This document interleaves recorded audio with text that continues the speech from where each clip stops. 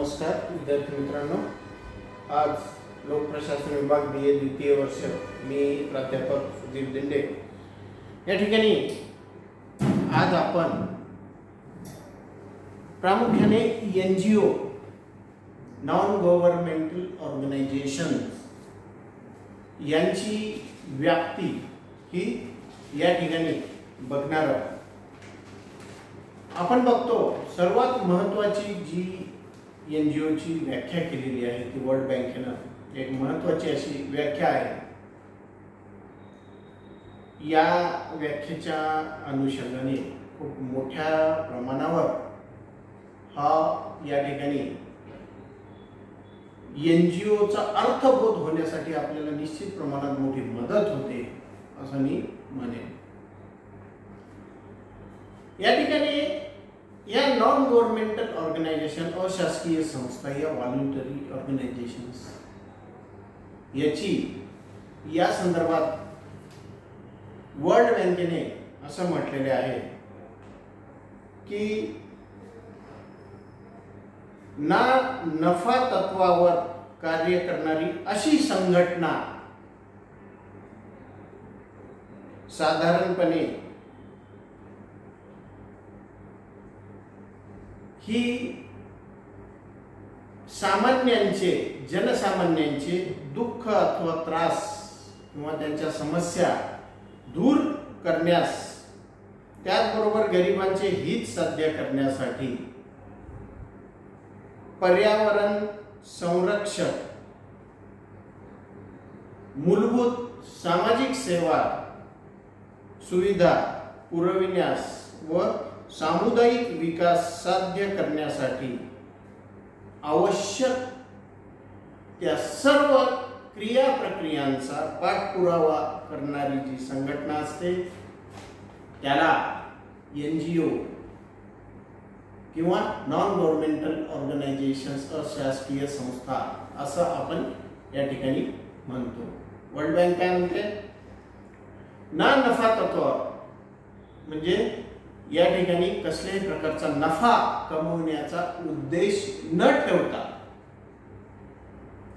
कार्य करणारी अशी संघटना जी जनसामान्यांच्या समस्या सोडविण्यासाठी किंवा त्यांना असणारा कष्ट दूर करण्यासाठी त्याचबरोबर समाजातील गरीब व्यक्तींचे हित साध्य करण्यासाठी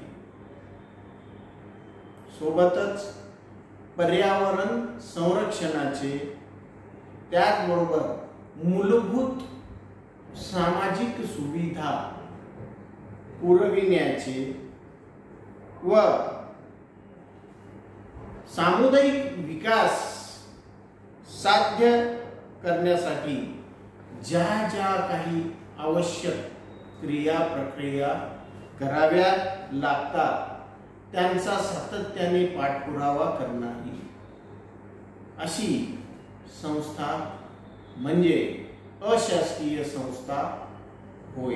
एक अतिशय वर्ल्ड बँकेनं या जागतिक बँकेनं या NGO ची नॉन गव्हर्नमेंटल ऑर्गनायझेशनची एक व्यापक अशी व्याख्या या ठिकाणी केलेली आपल्याला दिसून येतो आणि ज्या योगे या ठिकाणी ह्या नॉन गव्हर्नमेंटल ऑर्गनायझेशनचा प्रामुख्याने पूर्णपणे अर्थबोध या ठिकाणी होण्यासाठी आपल्याला निश्चित स्वरूपात मदत होते। प्रामुख्याने जनसामान्य यांचे हित याचबरोबर या जनसामान्यांचे समस्या सोडवणे सोबतच ह्या जनसामान्यांना विविध स्वरूपाच्या सामाजिक सुविधा पुरविणे आणि या सर्वांमधून सामुदायिक विकासाचे हित साध्य करणे यासाठी ज्या काही आवश्यक बाबी कराव्या लागतात त्याचा सातत्याने पाठपुरावा करणारी ही संघटना म्हणजे अशासकीय संघटना होय। यामध्ये आपण बघतो की ह्या अशासकीय संघटना प्रामुख्याने शासनाचा भाग नसतात. याच्या नावातच नॉन गव्हर्नमेंटल ऑर्गनायझेशन आहे. म्हणून आपल्याला ही बाब या ठिकाणी स्पष्ट होते की ह्या संघटना शासनाचा भाग नसतात. सोबतच या संघटनेला कायदेशीर दर्जा असतो. घटनेने विहित केलेल्या कायद्यामध्ये या नॉन गव्हर्नमेंटल ऑर्गनायझेशनची या ठिकाणी तरतूद ही आहे. या संदर्भात प्रामुख्याने कायदा आहे. या कायद्याचं अनुष्ठान या नॉन गव्हर्नमेंटल ऑर्गनायझेशनला आहे. आपण बघतो की ऍक्ट 1860च्या अंतर्गत अनेक ह्या नॉन गव्हर्नमेंटल ऑर्गनायझेशनचं रजिस्ट्रेशन नोंदणी ही झालेली आहे आणि त्यामध्ये असणारे नियम, उपनियम, कायदे, त्याचबरोबर सूचना यांचं पालन करतच ह्या नॉन गव्हर्नमेंटल ऑर्गनायझेशनला आपलं कार्य हे करावं लागते. भारतामध्ये ह्या NGOजना विविध स्वरूप असलेलं आपल्याला दिसून येते. जसं की अशासकीय स्वरूपाच्या आहेत NGOज, निमशासकीय स्वरूपाच्या आहेत. निमशासकीय स्वरूपामध्ये अनेक NGOना प्रत्यक्ष स्वरूपाची आर्थिक मदत ही शासनाकडनं मिळत असते. त्याचबरोबर काही ह्या स्वयंस्फूर्त असतात आणि काही NGOज त्या अस्वयंस्फूर्त असतात. अशा विविध स्वरूप असणाऱ्या भारतामध्ये हे NGO आपल्याला या ठिकाणी दिसून येतात. जर ह्यामध्ये आपण ह्या NGOची व्याप्ती काय, आता निश्चित स्वरूपात NGOची व्याप्ती सांगणे फार कठीण आहे. कारण असं कुठलंही क्षेत्र नाही राहिले ज्या ठिकाणी ज्या क्षेत्रामध्ये हे NGO कार्य करीत नाहीत.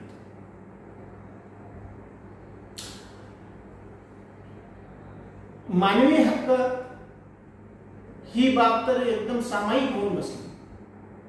पण पर्यावरण, त्याचबरोबर कृषी, शैक्षणिक अशा विविध स्वरूपाच्या क्षेत्रामध्ये ह्या NGO कार्य करतात. त्या अनुषंगाने आपण एक निश्चित स्वरूपाची व्याप्ती या ठिकाणी NGOची सांगणे हे तसे एक कठीण अशा स्वरूपाचं कार्य आहे. परंतु असे असले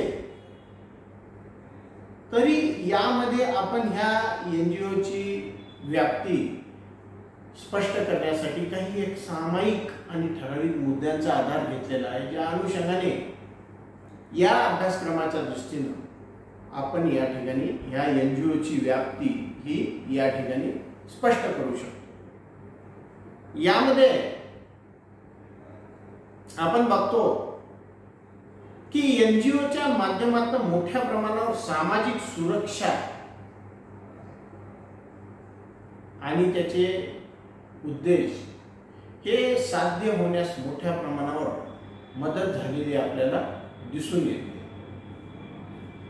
समाजामध्ये जे काही दुर्बल घटक होते, जे काही पीडित घटक होते, ह्या दुर्बल घटकांवर अनेक काळापासून मोठ्या प्रमाणावर अन्याय होत गेला. त्याचबरोबर त्यांच्या अधिकारापासून अनेक वेळा त्यांना वंचितही ठेवण्यात आलं. अशा ह्या दुर्बल घटकांचं न्याय मिळवून देण्याचे कार्य किंवा समाजामध्ये विकासाच्या मुख्य प्रवाहामध्ये या घटकांना आणण्याचं कार्य प्रामुख्याने या ठिकाणी एनजीओनं केलेलं आपल्याला दिसून येतं. आपण बघतो की स्वातंत्र्यपूर्व काळामध्ये सुद्धा की गुलामी प्रथा, महिला अधिकार, महिलांबाबत असणाऱ्या ज्या काही कुप्रथा होत्या त्या प्रथांच्या विरोधात महिलांची त्या प्रथांमधून मुक्तता करण्यासाठी प्रयत्न, अशा पद्धतीने एनजीओनं स्वातंत्र्यपूर्व काळात सुद्धा मोलाची भर घातलेली आपल्याला त्या ठिकाणी दिसून येते. आजही अनेक वेळा समाजामध्ये जर काही एखादा घटक, एखादा मागास घटक असो, महिला वर्ग असो, यांच्या बाबत जर का त्या ठिकाणी अन्याय होत असेल तर अशा वेळी प्रामुख्याने आवाज उठविण्याचे कार्य हे एनजीओ करतात. त्या प्रश्नाला एक प्रकाश झोतात आणतात, समाजाच्या लक्षात आणतात. ज्या घटकाकडनं अन्याय होत असेल त्या घटकांवर याचा मोठा दबाव पडतो आणि या माध्यमातून आपण बघतो की समाजामध्ये अशा विविध घटकांना, सर्वच घटकांना एक सामाजिक सुरक्षितता मिळवून देण्याचं कार्य या एनजीओच्या मार्फत होतं किंवा एनजीओच्या कार्यातनं ही सामाजिक सुरक्षितता ही निश्चित प्रमाणामध्ये होत असलेली, राहत असलेली आपल्याला या ठिकाणी दिसून येते. आणि खरं बाब जर बघितली आपण की प्रत्येक घटकाला, समाजामध्ये प्रत्येक घटकाला आपला परिपूर्ण विकास करून घ्यायचा असेल तर सर्वात आवश्यक बाब जर कोणती असेल तर ती म्हणजे सामाजिक सुरक्षितता मिळणे हे होय. त्याचबरोबर आपण बघतो की अनेक वेळा समाजामध्ये काही परिवर्तनासाठी काही बाबी, काही मुद्दे समोर येतात. परिवर्तनासाठी हे मुद्दे नसतात. खरं तर परिवर्तन घडवून आणायचं म्हणून हे मुद्दे पुढे येतात असं नाही. तर या ठिकाणी ज्या काही पारंपरिक स्वरूपाच्या रूढी, प्रथा किंवा काही कायदे जर होत चालत असतील आणि जे आता आजच्या परिस्थितीनुसार हे कायदे या ठिकाणी समर्थनीय नसतील, त्यामध्ये बदल आवश्यक असेल, त्यामध्ये यामध्ये कुठेतरी सुधार आवश्यक असेल, अशा वेळी अशा ठराविक स्वरूपाचे मुद्दे ज्या वेळेस समोर येतात, अशा मुद्द्यांचं खऱ्या अर्थाने समर्थन एनजीओ वेळोवेळी करते. एनजीओने याचं समर्थन करणं, कारण आपण बघतो की प्रत्येक एनजीओचे आपले शेकडो, हजारो, लाखो हे सभासद असतात. एनजीओने याचं समर्थन करणं म्हणजे ते शेकडो, हजारो, लाखो सदस्याने, समाजाच्या घटकांनी त्याचं जनसामान्यांनी, तेवढ्या जनसामान्यांनी त्याचं समर्थन करणं हे होय. आणि यामधून या मुद्द्यांना बळकटी मिळते. यामुळं अशा सुधारणावादी विचारांना, मुद्द्यांना ह्या एनजीओचं मिळणारं समर्थन, एनजीओ कडनं होणारं या मुद्द्यांचं समर्थन हे एक फार महत्त्वाचं आहे, फार मोलाचं आहे असं आपण म्हणू शकतो. त्याचबरोबर एनजीओची कार्य, एनजीओची कार्यशैली, एनजीओचा असणारा जनसहभाग, एनजीओ कडनं घेण्यात येणारी वेळोवेळी जनमताची दखल, या प्रभावी घटकातनं आपण बघतो की शासनाच्या कार्यामध्ये सुद्धा सुधारणा होत असलेली आपल्याला दिसून येते. अनेक वेळा जसे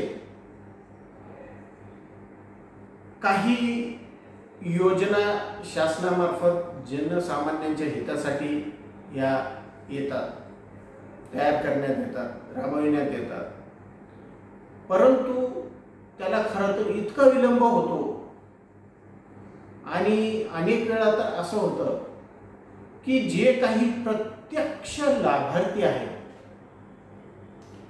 ह्या प्रत्यक्ष लाभार्थ्यापर्यंत त्याचा लाभ सुद्धा पोहोचत नाही. मग अशा वेळी याबाबत NGO याची दखल घेऊन याबाबत वेळोवेळी निवेदने, माहिती ही शासन दरबारी सादर करत असते आणि यामधून विविध स्वरूपाचे अर्ज करून त्या ठिकाणी ते कार्य कशा पद्धतीनं चांगल्या प्रकारे होईल किंवा लवकर होईल, खऱ्या लाभार्थ्यांना त्याचा वेळेवर लाभ मिळेल यासाठी ही NGO सातत्याने त्या ठिकाणी अग्रगण्य असते. आणि यामुळं ह्या NGO मार्फत जनसामान्यांचा दबाव हा त्या शासन प्रशासनाच्या कार्यावर हा पडतो.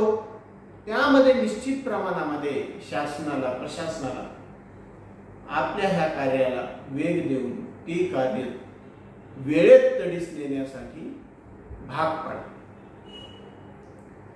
यामुळं आपण बघतो की या ठिकाणी शासनाच्या कार्यामध्ये सुद्धा सुधार हा NGOच्या या भूमिकेमुळं होत असलेला आपल्याला दिसून येतो. त्याचबरोबर अनेक वेळा NGO मार्फत शासनाच्या अनेक स्वरूपाच्या योजनाही राबविण्यात येतात.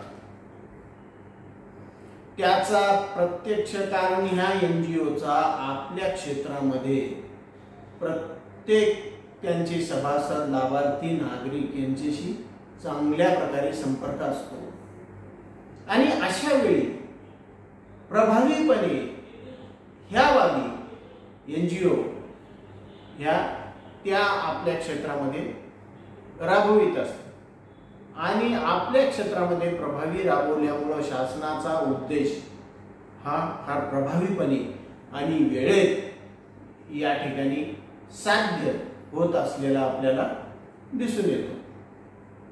त्यामुळं NGOच्या ह्या सहकारी, या कोऑपरेटिव्ह रोलमुळं, या सहकारी भूमिकेमुळं शासनाला आपला उद्देश वेळेत प्रभावीपणे साध्य करणे शक्य होते आणि यामुळं निश्चित प्रमाणात ह्याचा रिझल्ट असा दिसून येतो की शासनाच्या कार्यामध्ये मोठ्या प्रमाणावर सुधार झाल्याचं या ठिकाणी अशा पद्धतीनं प्रतिबिंबित होत असते. अशा पद्धतीनं एक महत्त्वाची भूमिका या ठिकाणी ह्या NGO, अशासकीय संस्था या ठिकाणी पार पाडित असतात. ती NGOची ही जी कार्य आहे ही कार्य म्हणजे शासनाच्या पॅरलल सहकारी स्वरूपाची कार्य असलेली आपल्याला प्रामुख्याने दिसून येतात. त्याचबरोबर विविध स्वरूपाच्या सेवा देण्याच्या संदर्भातही NGO कार्य करीत असते. अनेक स्वरूपाच्या सामाजिक, राजकीय, सांस्कृतिक, या शैक्षणिक, कृषी विषय अशा विविध स्वरूपाच्या सेवा ह्या NGO जनसामान्यांपर्यंत पुरवित असलेल्या आपल्याला दिसून येतं. याचं एक मोठं उदाहरण म्हणजे समाजामध्ये एक अतिशय ज्याला की आजच्या घडीला वयोवृद्ध पालकांचे सांभाळ न करणाऱ्यांचं प्रमाणही वाढत चाललेलं आहे. अशा वेळी हे निराधार झालेले जे काही पालक आहेत, आई वडील आहेत, ह्यांच्यासाठी अनेक NGO या वृद्धाश्रम चालवितात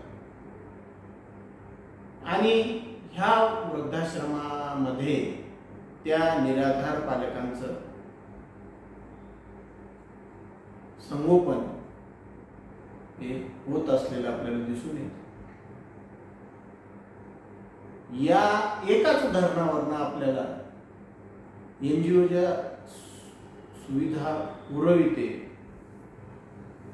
याचं एक मोठं उदाहरण या ठिकाणी आपल्याला दिसून येईल. त्याचबरोबर अनेक वेळा अनेक काही ठराविक घटकांना समाजामध्ये शासनामार्फत विशेष प्रकारची काही अनुदाने किंवा अनुदानावर काही अवजारे ही वाटप करण्यात येतात. अनेक वेळा या बाबींच्या सुविधा सुद्धा या NGO मार्फत पुरवित असल्याचं आपल्याला दिसून येतं.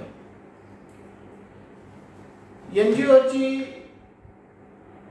ही जी कार्य करण्याची जी प्रथा आहे, जी शैली आहे, यामधून निश्चितच प्रमाणामध्ये समाजाला याचा खूप मोठा आधार किंवा समाजाला याची फार मोठी मदत मिळते असं आपण या ठिकाणी म्हणू शकतो.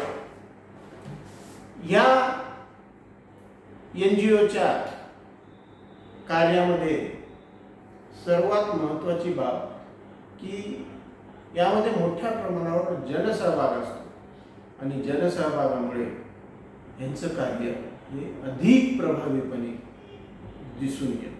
थँक्यू.